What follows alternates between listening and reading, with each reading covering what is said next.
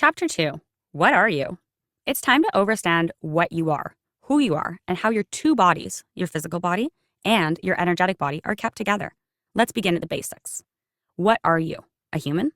But you are not only a human. You are an animal that resides in a human body.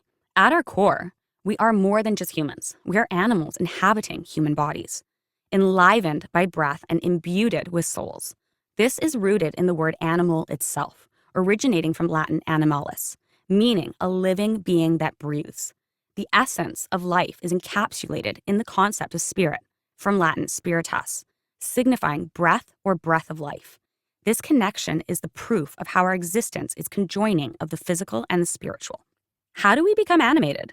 It is through the breath, the wind of the soul, shaping our reality. The term breather dates back to the 1600s, describing a living being, emphasizing the act of breathing as a fundamental life process. This inhalation, stemming from Latin inhalar, signifies the action of breathing in, a metaphor for the soul's presence. As we aspire and inspire, we are breathing towards our goals and dreams, filled with the life force that propels us forward. Yet, life is cyclical, accumulating in expiration, our final release of breath, symbolizing the departure of the soul. Breath, the wind within us, it is the spark of the soul that animates our physical form, manifesting our senses. This interplay of the soul and body illustrates the dynamic nature of our existence, where each breath is a testament to the intertwined nature of life and spirit. Does this all sound a bit complicated? No worries, I got you. Let's go through the etymology, which is the origins of each word, hand in hand and step by step, to concrete who you are, what you are, and what keeps you inside your human body alive. You are not only a human, you are an animal that resides in a human body, animated through the breath to be bodied with a soul. At the root of it all, we are all animals. Animal, noun, from Latin, animal, living being, being which breathes. Adjective, animate, living of the air, from anima, breath, soul, a current of air. From pi root ane, to breathe, for sense development. To be an animal is to be a living being with a soul that breathes. This is why inspiration, aspiration, respiration, and of course, expiration create a word family. Spirit, noun, animating or vital principle in man and animals. From Old French, esprit, spirit, soul. And from Latin, spiritus, a breathing, meaning respiration, and of wind, the breath, breath of God. Hence, inspiration, breath of life. Hence, life also, disposition, character, high spirit related to spirare, to breathe. Perhaps from pi, meaning to blow. How do we come to be animated? Through our breath, otherwise known as wind. The wind of your soul, through which you breathe your reality. Breather, noun, from the 1600s, a living creature, one who breathes. Agent, noun, from breath, the meaning, spell of exercise to stimulate breathing. Breath, verb, to draw air into and expel it from the lungs, to inhale and exhale, ascent, etc. The breath, a seemingly simple act, is far more profound than its physical manifestation. It is through this act of breathing that the soul brings in not just air, but spirit. This spirit is the essence of life, the unseen yet powerful force that animates us. It is the bridge connecting our physical existence with the intangible realm of our aspirations and inspirations.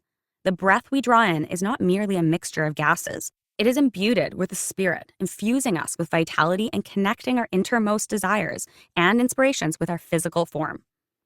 Inspiration and aspiration are pivotal in this context. Inspiration, derived from inspirare, means to breathe in, signifying the divine or external force that breathes life and ideas into us. Aspiration, from aspirare, means to breathe towards, reflecting our inner desires and goals. These concepts together illustrate the dynamic energy running through the body, making us feel most alive. When the soul is present, it is full of inspiration and aspiration, both the demonstration of forward-moving and growing energy running through the body.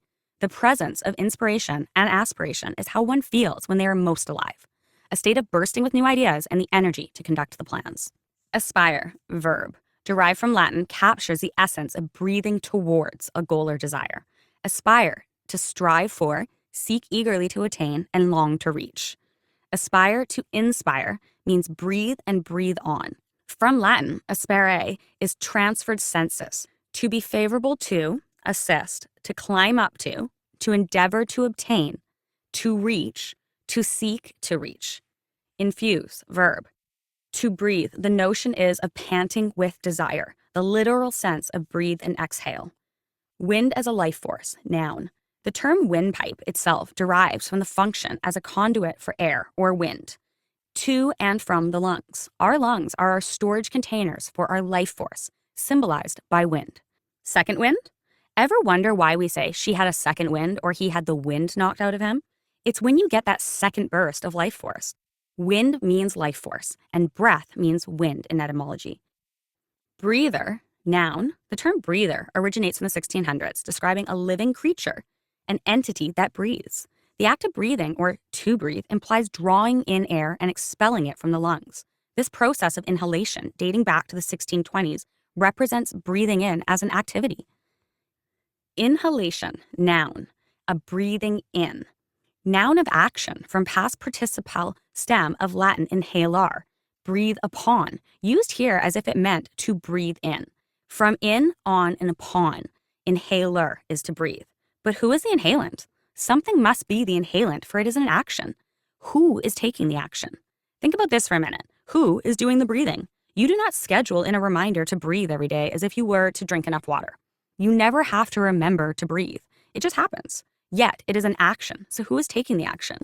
If the body can remain without its breath, the soul, the person as they were previously known is not present. The true inhalant is the soul, not the body. For when they go together. No different than the senses. When the senses go, the soul is gone. But the body can remain here or be assisted to keep on living, even when a person as we know them is gone. If that is done, the body is not inhabited by a soul to experience the senses. However, life is a cycle. Every living entity reaches a point of expiration. Our final exhale, our expiry, marks the culmination of our life's journey. Once the soul has left, it takes its last breath, its last inhale of connection to source energy. Without breath, the soul has exhaled its last time, resulting in expiration. Our expiry is our last breath. Expiry, noun. Close, termination, meaning dying, death. And expiration, noun, or expire, verb. To die, from Old French expire. Elapse, from Latin breathe out or blow out. Exhale, noun. To breathe one's last die is from the 1590s. Hence, figuratively, expire, come to an end or cease, from X out. None of the soul's electrical current or operating system belong to or are tied to the physical body. This is the reason why in a severe accident, a body can momentarily maintain, while a soul can be declared brain dead. The body is still here with us, yet something has left. That something is your soul, which can be separated from the body. Life force. Your soul and your body are not the same. What runs through the body when lit with the spark of a soul? Life force. This life force, or the soul's presence, manifests through our senses. Our senses, sight, hearing, smell, taste, and touch, are not just biological functions. They are the windows through which the soul experiences and interacts with the world. The sensations we feel, the myriad of experiences we perceive through our senses, are the tangible proof of the soul's influence on our physical form.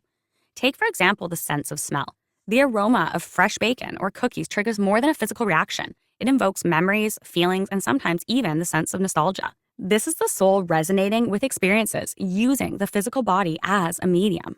Or consider a loud sound all of a sudden that makes us turn our heads. This reaction is not just a neural response, it's a demonstration of the soul's alertness and engagement with our surroundings.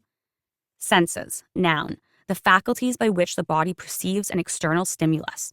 But in the context of the soul, these are more than just mechanisms. They are the channels through which the soul perceives and experiences life. Sensation, noun, a physical feeling or perception resulting from something that happens to or comes in contact with the body.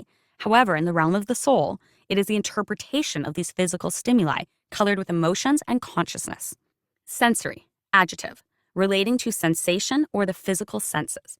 In soul terms, it is the soul's way of communicating its presence and experiences through the body's hardware. As we move into this next section, Spark of Life, we delve deeper into the overstanding of how the soul with its life force not only animates, but also enriches our physical existence through these senses. The intricate relationship between the body's sensory experiences and the soul's influence is a testament to the profound connection between our physical and spiritual existence.